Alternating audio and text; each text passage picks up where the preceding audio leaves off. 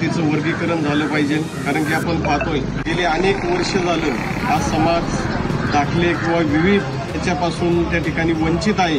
खऱ्या अर्थानं मुख्यमंत्री उद्धव साहेब असताना या समाजाला न्याय देण्याचं काम खऱ्या अर्थानं त्या टायमाला साहेबांनी केलं होतं, परंतु अनेक समस्या अजूनही त्या ठिकाणी प्रलंबित आहेत आणि ज्यांनी खऱ्या अर्थानं महाराजांचा इतिहास हा समाजासमोर आणण्याचं काम केलं ते अण्णाभाऊ साठेंना भारतरत्न पुरस्कार मिळण्यासाठी खऱ्या अर्थानं आमचे सहकारी दिगंबरजी जोगदंड यांनी एक पाऊल उचललेलं आहे। शिवसेनेच्या वतीने उद्धव बाळासाहेब ठाकरे गटाच्या वतीने त्यांना या ठिकाणी खऱ्या अर्थानं पाठिंबा देतो।